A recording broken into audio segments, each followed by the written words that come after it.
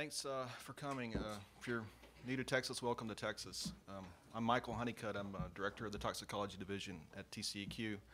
And thanks for coming to our workshop on ozone science and policy. So I'm going to do the logistics here. The restrooms are all the way down the hall, and as you get toward the elevator, veer toward the right. Fire exits, hopefully we won't need them, but if we do, out the door to the right and through the glass doors right over here. We're going to have coffee and beverages outside all day and some snacks at certain times of the day. There's Wi-Fi available, and if you'll notice, there's a whole list of them. You want to pick the ATT Wi-Fi connection. For you people on webcast, there's over a couple hundred people watching this via webcast. If you have questions, send those to the email address tox, T-O-X, at tceq.texas.gov, and we'll take care of those if you have any problems or at the appropriate times if there's questions. And the way this is going to work is this workshop, we're going to talk about various things, and we have a panel of policy experts. And they're going to get first crack at the questions. So we'll have a science part, an economics part, and various parts, and then they'll get first crack at the questions, and then the audience members, and then the webcast members. So our official clock is at the back of the room. There, it's different than mine, but that works. Let me make sure I didn't leave anything out. Anything I left out, Jacqueline? Not that I can think of, thank you. Okay.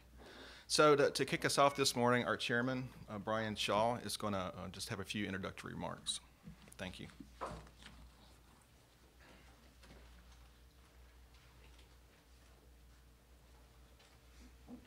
Good morning.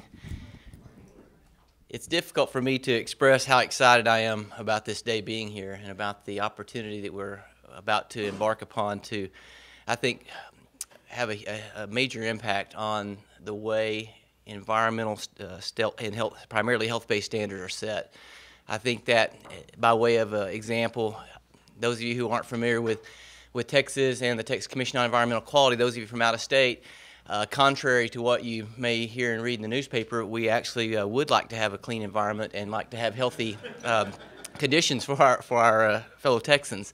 And it's one of those issues that, quite frankly, while there's lots of times that we have been painted as being on the opposite side of the issue with regard to ozone and EPA and many other issues in EPA, I think one of the key things that I'm hoping this workshop will help bring to pass will be to shine a better light, not only that we are interested in making those improvements, but that we want to follow a scientific process to get there. And so before I talk a little bit about that, I do want to thank you all for being willing to be a part of this workshop. I think it's great to have this assembling of people with the skills and expertise that you have, and I think we can make some great inroads to improving the process of determining what levels should be set and what processes should be used to set protective levels for the National Ambient Air Quality Standards, for example. I'm remiss if I don't thank Dr. Honeycutt, Dr. Lang, for your work, the team to put together the workshop steering committee, the folks from Terra and Gradient. Thank you so much for your willingness to come together and to assemble this group to be able to address this issue. Quite frankly, part of why I'm so excited is I've become more and more convinced that if we continue down the path that we're on now with regard to setting standards, that the next generation, and certainly the generation after that, is going to look back on the time that we just every 5 years decided it was time to lower the ozone standard again, and did so without really doing what I think of as the heavy lifting to understand what impact that's going to have, and are we really getting at the root of the issue. And again, I'm not the primary expert in this, but I wanted to share my thought, and I'm hopeful that you can either dispel my views on that and or help to solidify how we improve that.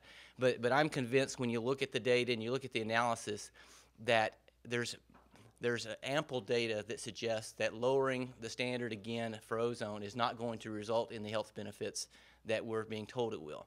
I think that there are several anecdotal as well as clinical studies that suggest that, as some of those that, from even my kids, as I explain this to them, they kind of scratch their head and say, how do we do that? And that is, we've done this in the past. We've reduced ozone at pretty phenomenal levels if you look at it, and yet one of the primary respiratory issues that is often tied to why we need to lower the ozone standard, which is asthma. Asthma rates have continued to rise even though our ozone levels are down. We don't see those benefits playing out that the approach we're using now tells us should be there. And I think that that's a disservice, that we need to recognize that what worked in the early days of trying to find out what levels of ozone were protective doesn't seem to be working now. We have anecdotal data, for example, in the state of Texas, where our asthma hospitalizations are actually higher outside of our ozone season. So we're not seeing, again, that correlation where high ozone results in exacerbations of the asthma condition. So to me, if the response that we should be saying is, if ozone is a part of this, it's probably ozone plus something else. And maybe it's more important in other times of the year than our ozone season. If we're having issues with asthma in the wintertime, and yet we're focusing our ozone efforts to the summertime, are we really doing a service to the people of this state and of this country? And so I'm hopeful that by looking at the science behind understanding the clinical studies, understanding the proper and improper use of epidemiological studies for setting standards, that we can not just say, you shouldn't do that, you shouldn't set that standard there, but instead we should say, this is a process that should be used, that if followed, it would lead to a scientifically defensible way to set that standard. And I'm excited not only from what it could do for ozone, but quite frankly, I think that process makes sense when we look at setting other standards as well. And so I'm extremely excited to have this group assembled, and to be I'm going to be able to be a part of it a little bit this morning. Certainly going to be keeping an eye on the progress that's being made, and I look forward to the conclusions that come out of this, because I think Texas and the United States is going to benefit greatly from the work here, and I'm optimistic and pleased that we get to be a part of that. And so I thank you, Dr. Honeycutt, especially for your leadership on this. I thank you for your participation, and I wish you a very successful workshop. So welcome all, and good morning.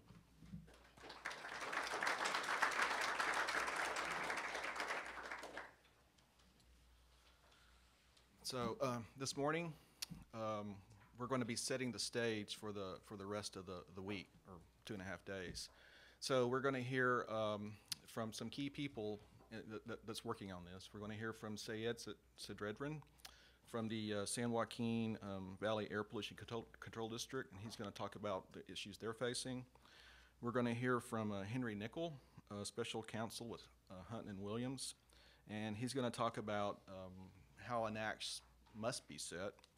And then we're going to hear from Roger McClellan. He's going to talk about the interface between science and policy in the NAAQS. And then we're going to hear from Tim Verslyke from Gradient, who's going to talk about the secondary standard for ozone. And whenever we started planning this meeting months ago, we were going to have a whole session on the secondary standard, but when the proposal came out, EPA is considering just not having a separate secondary standard. So we decided to focus our efforts on the health and the policy portion. So Tim's just going to give us an overview of the secondary standard proposal. And then this afternoon, we're going to start our science policy, our science portion, which will continue into tomorrow morning. And then in the afternoon, tomorrow afternoon, we're going to talk about socioeconomic impacts of a proposed lower standard. And then Thursday morning, we're going to bring it all home, and our policy panel is going to discuss what they've heard and talk about just what they think should go into the policy decision of setting the standard. So this morning, to kick us off, Seyed is going to give us a presentation. Thanks, Seyed.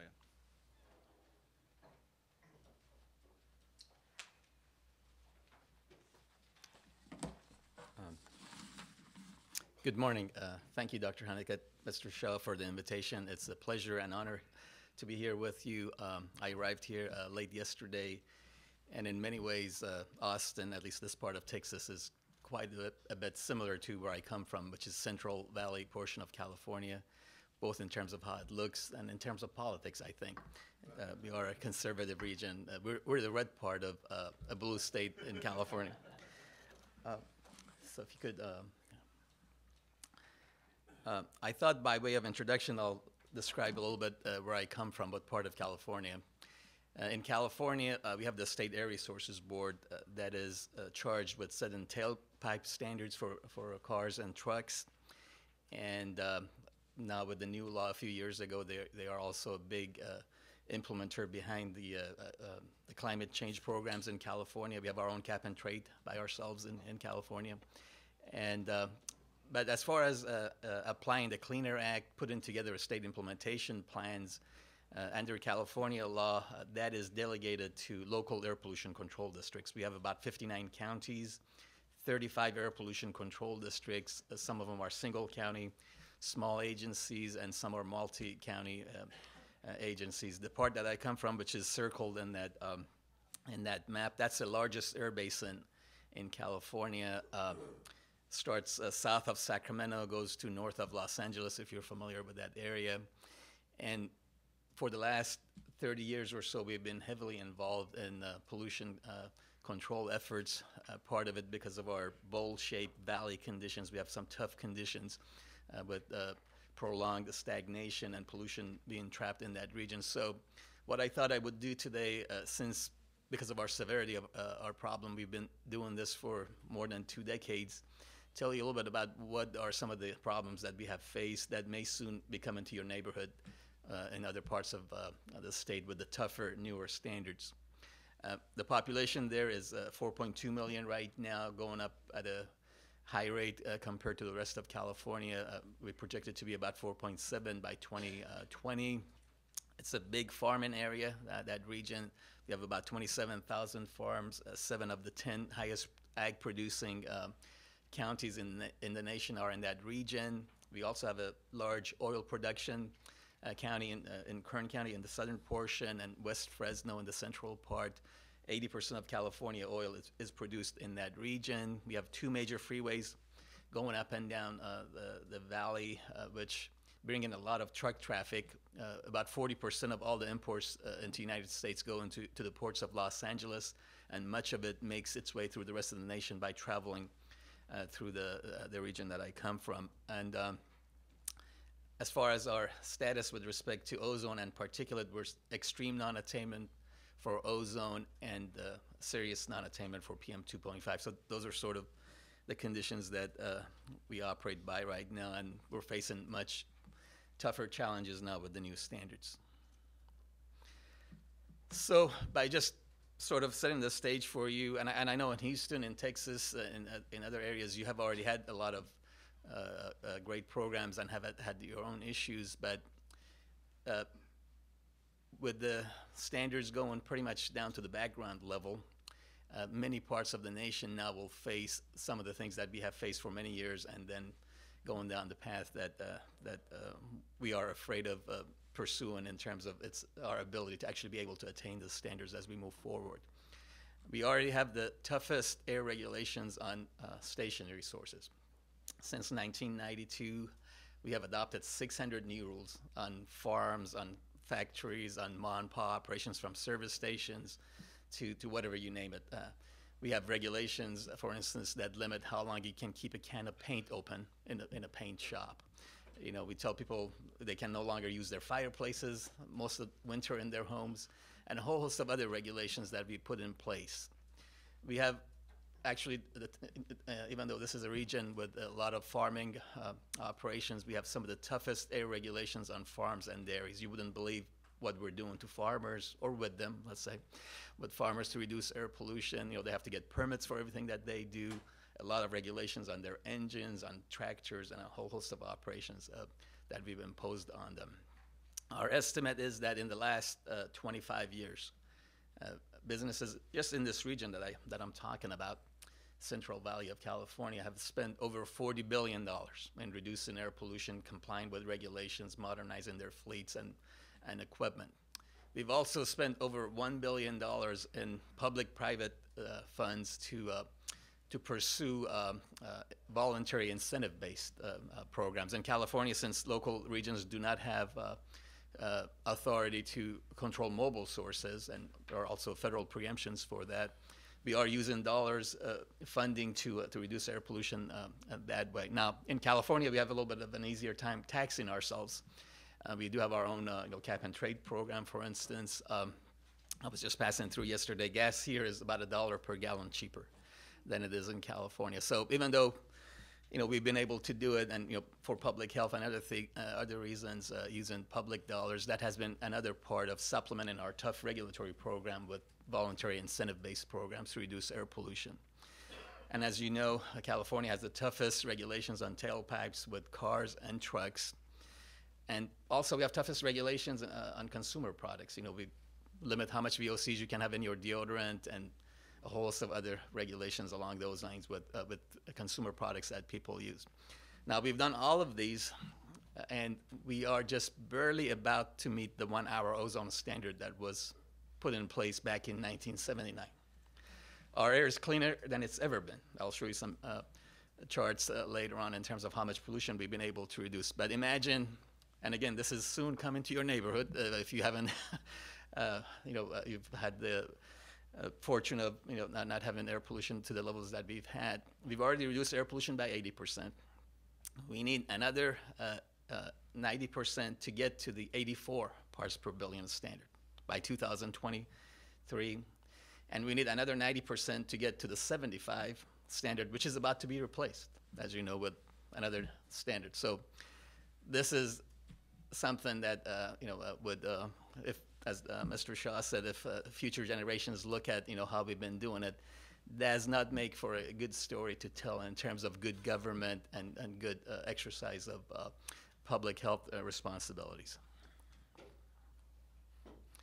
Now, the new NAAQS, or new standards, they approach the background ozone concentration, and also for particulate matter, I should say, but since the focus today here is on ozone, I'll focus on that. EPA, in their regulatory impact analysis that they put together for this standard that they're proposing, they project 35 parts per billion being the background ozone concentration. We have a lot of modeling, a lot of monitoring with pollution coming from China, with the biogenic emissions, with a whole host of other background contributors. The background concentration in most of the Western states is over 50 parts per billion.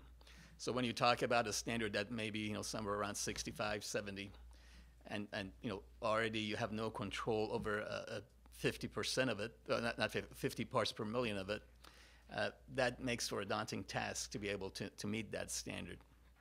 And sometimes, when people talk about the public health benefits of the standards, they only look at, what happened to a mouse in a laboratory. But they often forget that if we bring economic devastation to a region, to a particular area, based on the cost of the standards, the impact on public health might be a lot greater. If you don't have a job, to provide health care for your family, to provide nutrition, proper nutrition to your children, the impact of public health might be even greater. So while it's about science of setting the standard, and I'm not questioning that, and I think we should use the latest state of science to set good standards and do it routinely, we need to also, in our public health impact, take into account the economic impact of what it would do to our ability to take care of our public health. Our estimate is in our region, and soon I think in many other regions, that meeting this new standard, in fact, meeting the current standard, 75 parts per billion, will require a total ban on fossil fuel combustion, or finding a way to get to zero emissions. Now, that may be doable at some point, but we do not believe the Cleaner Act, which has not been updated in many years, provides adequate time for these transformative measures that have to be developed and be able to implement them. At this point, even if money were no object, technology does not exist to meet the standards that we have to meet. We cannot get the reductions even if we said, here's a blank check, go replace everything with the cleanest state of science available. Our estimate is that at this point, not only it'll be cost prohibitive if you take into account, or if you exercise good government and try to put programs together that are technologically achievable and economically feasible. At this point, it may be sheerly impossible to meet this standard, given how high the background concentrations of ozone are, and what you can do with the remaining part of the problem. Now, you're going to hear me talk a little bit about the troubles with the Federal Cleaner Act, but let me start by saying that I think Cleaner Act has been great for the nation up to this point. All regions of the nation enjoyed the cleanest air that they've ever had because of the Cleaner Act, because of the reductions that have been made. But I think it's time to re-examine and update the Act.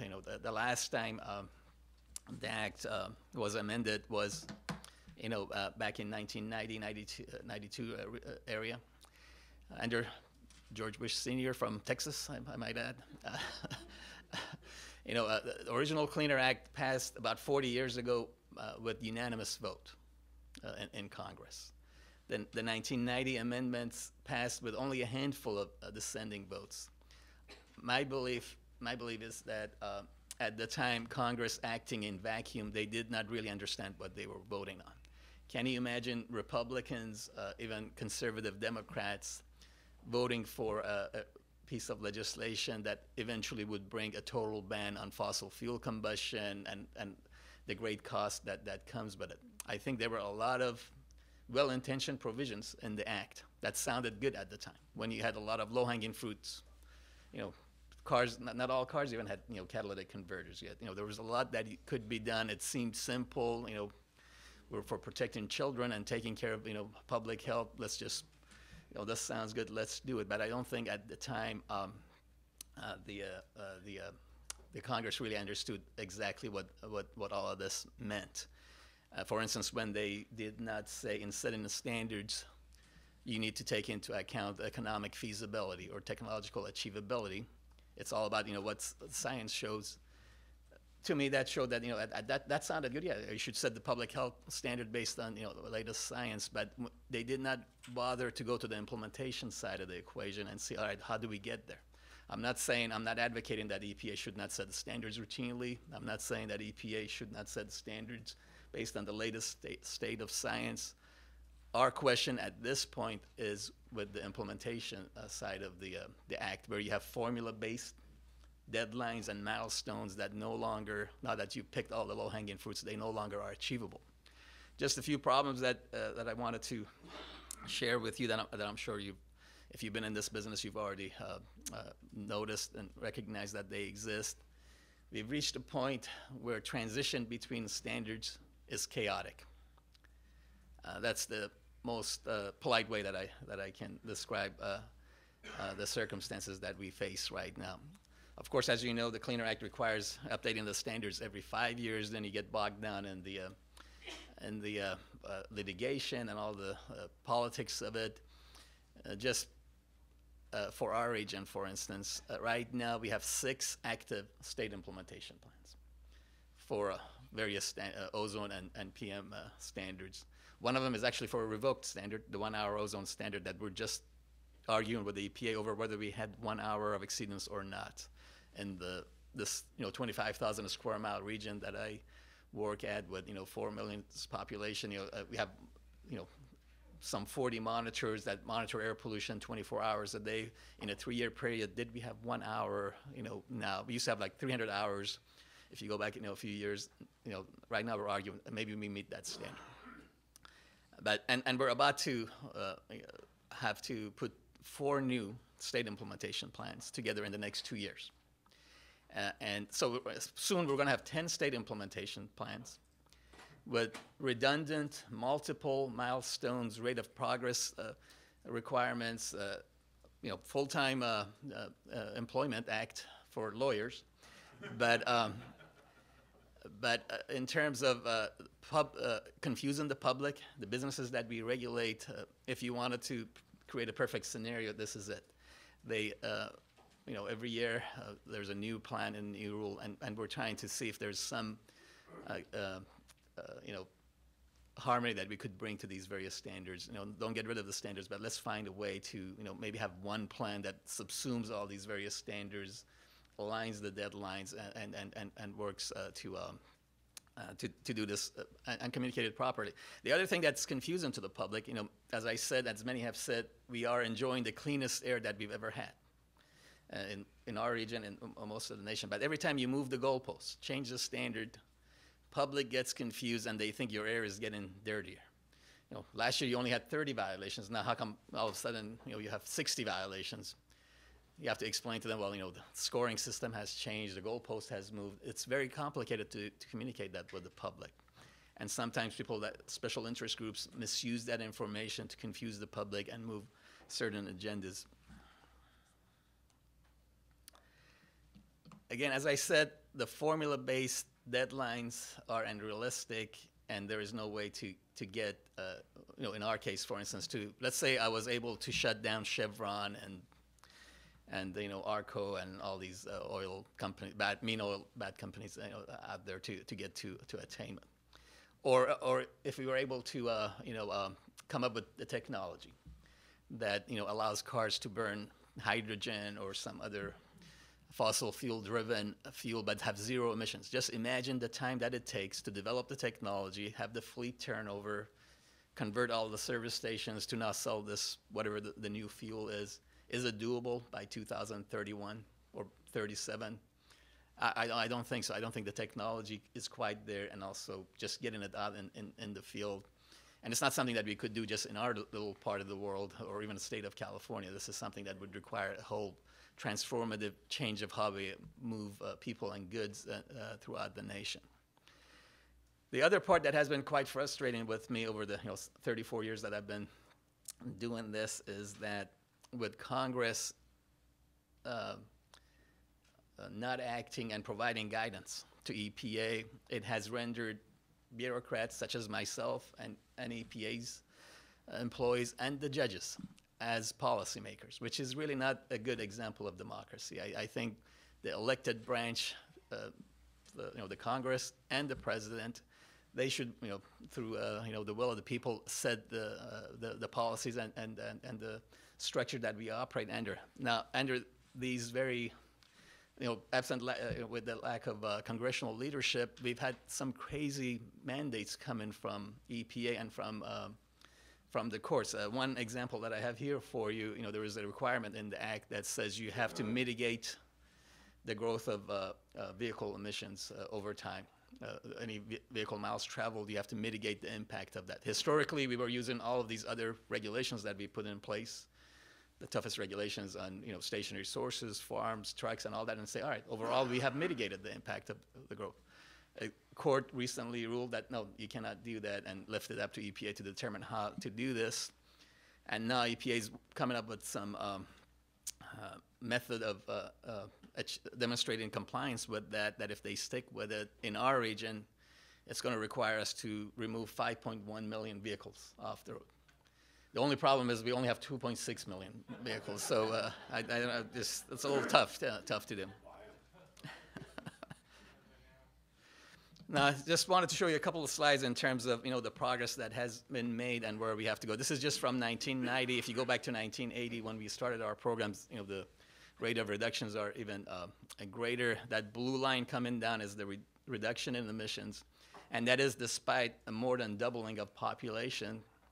And if you look at vehicle miles traveled, they have, in our region, they have doubled, and in California, in fact, they have grown at a rate twice as high as the rate of population growth. So it's phenomenal that despite the economic growth, population growth, with all these tough regulations, we have achieved quite a bit of reductions. Now, the first red bar is the 84 parts per billion standard that we have to meet by 2023.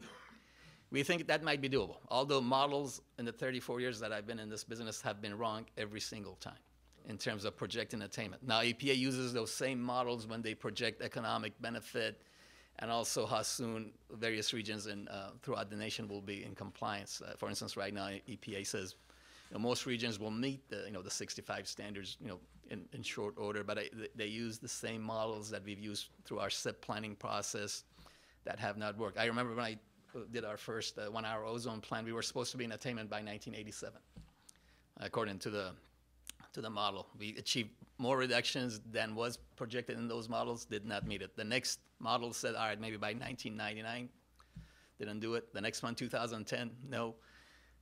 We think we have finally got to that 1-hour 1979 ozone standard in the last summer, but EPA is still arguing over one station that was moved because it was on private property.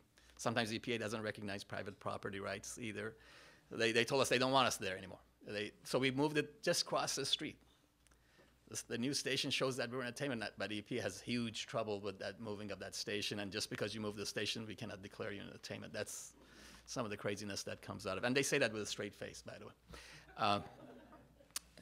If you look at the next couple of milestones, the second bar is where we have to go for the 75 parts per billion standard, and the last one is our estimate of where we need to go if EPA sets the standard. So pretty much, as you can see, we have to get to very close to zero emissions. Now, EPA and some environmental groups, they tell you that industry has always cried that, oh, this is going to be devastating, we're not going to be in compliance, and look, they're okay.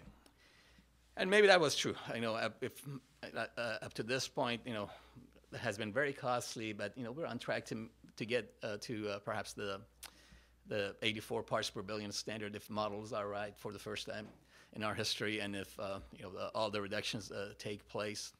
But I wanted to show you something that really puts this in a context for you in terms of where we are now and whether it's really doable or industry and is just crying foul here.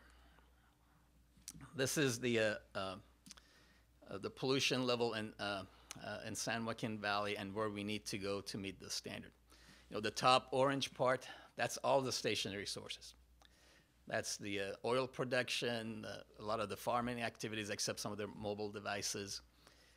As you can see, we can shut down all valley businesses in our region. The orange part, remove it. We come nowhere close to meeting the standard. We can go down your list. I can get rid of all passenger vehicles, the yellow part. So we'll shut down all the 2 freeways, take all the cars away from everybody, and shut down all the businesses. We're not going to come anywhere close. And we have a big chunk of heavy-duty truck emissions. About 40+% of our pollution, NOx emissions are from trucks. And by the way, in our region, NOx is the driver both for ozone and for PM.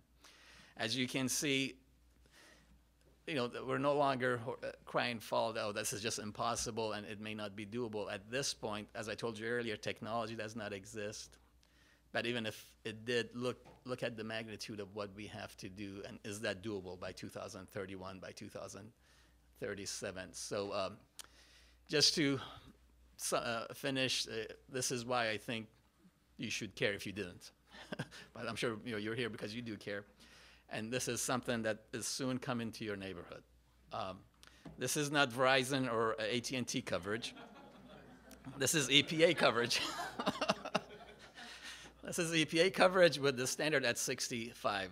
The red parts are areas that will be non-attainment, and they have monitoring. The lighter, the orange part, are areas that, based on this analysis and some modeling and so forth, will be non-attainment. But they don't have monitoring right now. So EPA, in their regulatory impact analysis, they ignored all the orange parts, the areas that do not have monitors. But this is what's coming to you. Now, if there's a silver lining for me personally in this, is the size of this map. And that it's no longer the left coast, California trouble that, hey, you guys just bring it to yourself and you have to work on it yourself. Soon, I'm hoping we will have allies and people that would work with us to help modernize the act. We do actually have a legislative proposal that we have taken to Congress. The Leg Council is working on our language, and we're going back and forth with them. Our proposal is not to, hack EPA or gut EPA or the Cleaner Act. It's to really focus on the implementation side of it. We have some specific proposals that we're taking to Congress to deal with the implementation side. Let's put in some technological feasibility, achievability, safeguards in the act and set in the milestones and deadlines. Let's work into it the economic feasibility, and we have some very specific recommendations for them. Hold our feet to the fire as states, as local agencies, to always have to demonstrate. Maybe every 5 years we have to demonstrate to EPA that we are still doing everything possible, everything feasible, technologically achievable that we're putting in place, but don't give us unrealistic, impossible deadlines.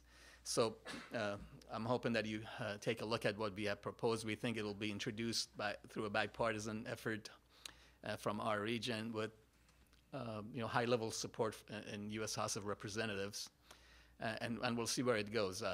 I know the Democrats are a little bit worried about opening up the act, while in their view, Congress is run by these crazy Republicans.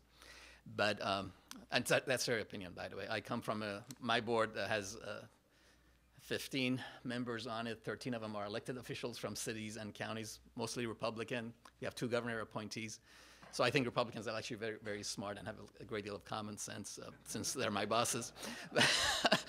But they don't want to open the act. And then on the Republican side, there are some people that think we should go further, that we should basically stop setting the standards till 85% of the nation meets the standard, or just make it longer. So we think what we have proposed is more doable in the current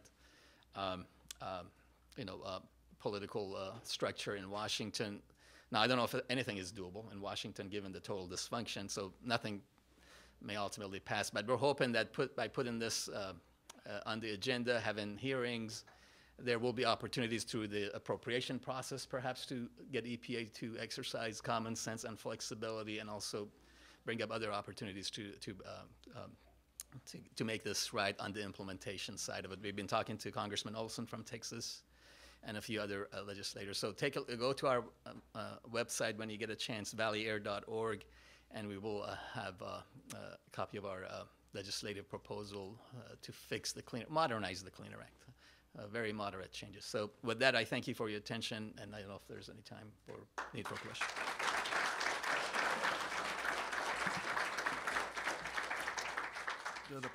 Does the policy panel have any questions for Seyed? Yeah, and if you could please speak into a microphone so that the web audience can hear you.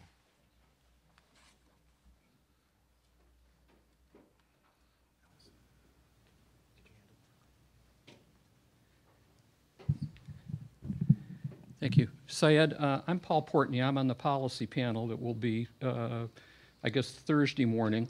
And I've got this question for you. First of all, let me say that it's hard not to be sympathetic to your plight with continual revisions of the standards when you're not in attainment with the one before.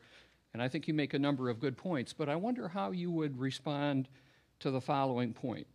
I've been in this business since 1972, working on environmental regulatory stuff. Since 1980 at least, people have been pointing to the administrative morass that you talk about, saying that this isn't sustainable, we're going to close down the United States of America, there'll be no cars, no trucks, no petroleum refineries, etc. And since 1980, that's 35 years now, we've had continued improvements in air quality. GDP has continued to grow. We haven't closed down mobile transportation. We still have petroleum refineries, although not as many as we used to have. So while, as I say, I'm very sympathetic to the problems that you discuss, people have been predicting this for a long, long time, and air quality's gotten better, and the economy continues to chug along. Why can't we continue to muddle along like this for another 35 years? And that's a great point. That's why I sort of raised that issue as well, and showed you some numbers in terms of where we are now. Now, I leave it up to the economic experts to see what the alternative would have been, in terms of our economic wherewithal, and where we would have been, would be, the fact that we've lost all manufacturing essentially in the United States, and, we're dependent on China for a lot of what we need to live on a day-to-day basis. But I'm not going to go there because that's not my area of expertise. I'm willing, I think, as a regulator myself, when we do regulations, I've heard that from the business community, and sometimes it is, exaggeration. But that's the reason I showed you in that slide in terms of where we need to go. It's, 10 years ago, certainly in 1980, 1970, when the Act passed, we had a lot of low-hanging fruits out there that we could go after, we were basically where China is right now. Right now we're regulating how much VOCs you can put in your deodorant. China has coal-fired power plants going, totally uncontrolled. With what we put in place right now, at this point, to get to the standard, first of all, even if we reduce all man-made emissions, we cannot get to the standard based on the background as low as they are. And then, as I went through that chart in our region, I have to get rid of all businesses or make them go to zero emissions somehow, which is not possible. At this point, I don't think it's no longer an exaggeration to say get into even 75 parts per billion standard is something that will have total economic devastation in the timeline that the Act is proposing. I'm not saying it's never going to be possible.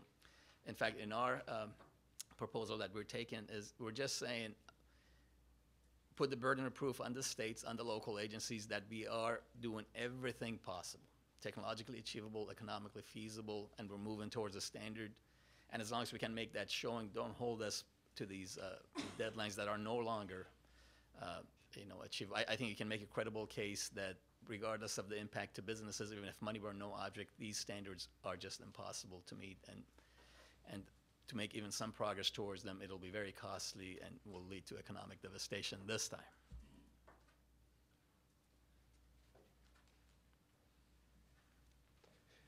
Thank you. That was a great presentation. I'm Chuck Knaus. I'm also going to be on the policy panel throughout the next couple days, listening and then talking on Thursday morning. You mentioned the last major revision of the Act. It was in 1990, and it was the driving force there was really intractable ozone problems. It wasn't so much, Senator Mitchell with acid rain or Senator Durenberger with air toxics and other issues. It really was the ozone problem that in states coming to DC. So I just point that out, that's really what tipped the balance for having the Act overhauled. Dig in a little bit more on this issue of impossibility, because we hear that often. And is impossibility difficult, or is impossibility now physical impossibility? You even mentioned, well, maybe we can make it, but it may take time. We just need extra time beyond the period provided in the Act for those particularly severe areas. But are we hitting a crossover point where there's actual physical impossibility based on some level of background? If you could talk about that a little bit. Well, I can speak to our region where we've looked at this very carefully, and some of it applies to a lot of Western states, in that the background ozone level is at least 50 parts per billion, in some areas 60, 65. We think in our areas it's closer to 60 plus. But even, let's take the low end at 50.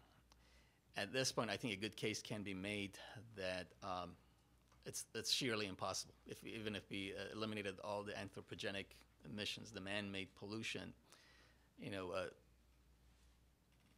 still have some lives taking place, I guess, and to the extent that there may be some emissions that would come from various man-made operations. I think a case can be made that it's impossible. But I want to be, optimistic. I'm being generous. That say maybe someday it's doable. It's certainly not doable by 2031. Certainly not doable by 2037 to get to 65 to 75. But maybe someday if we found the technology to make sure wildfires do not happen. China has controlled all their air pollution, so we get zero pollution coming from there to Western states. And we've come up with a way. I don't think banning fossil fuel combustion is realistic, but maybe a technology that has zero emissions or near zero emissions might be doable. But again, with time. So it's going to be very difficult, probably impossible to meet the 65. Now, I do have a prediction. I think the Obama administration is going to set the standard at 70. I think there are some tea leaves that you can read that they've decided to make climate change their legacy issue. And ozone may not be huge on their radar. So my prediction is that they will go with 70. You know, every time we challenge EPA on some of the costs, they point to the upper range of what they've talked about. So I'll come back in December and see where the standard is set, but my prediction is 70. If I may. Thomas Lorenz with Dorsey & Whitney, also on the policy panel for Thursday. Thank you. That was, I think, a brilliant discussion of the problems that are inherent here. What you've talked about right now is being able to attain this perhaps someday with more technological improvement and development. But EPA, at least as we understand the way the law is written, and as Henry Nickel is going to discuss the way the case law has developed, is required to focus on health, and nothing but health in setting these standards. Is your legislative proposal also tied to moving not away from a health-based consideration, but to an express consideration of feasibility and impossibility to temper the health-based considerations? Yeah. Our proposal does not change anything on the standard setting side. EPA, we think, still should use the latest state of science to set the standards, maybe even every 5 years, set the standard based on the latest scientific information. Our tweak is on the implementation side. Set the standard based on, obviously, if this level, and you're gonna have great scientific discussion, and I'm assuming that there's good science in that process, and that part of the process is okay. If they set a good standard, doesn't matter where the pollution is coming from, it's still unhealthy to the public, and we have to try to do our best to get there to the standard, whether it's coming from China, whether it's coming locally and all that. We have to, if science shows that it's unhealthy, that should change. So we're not proposing at all to change the standard setting process. That's why I said some of the more conservative members of Congress, they think we're not going far enough. Our focus is entirely on the implementation side. You set the standard, but give us adequate amount of time, put some technological achievability and economic feasibility, safeguards in how you set the deadlines, milestones, and hold us our feet to the fire every 5 years or whatever, that we are still doing everything possible to get there. So we're looking at it only from the implementation side. No change to the standard setting. It still should be based on health. I'll ask one follow-up question on that. NAAQS have to be reviewed every 5 years. Should we be considering reviewing them, say, along with new source performance standards every 8 years or every 10 years? Are we doing this on too short a time frame?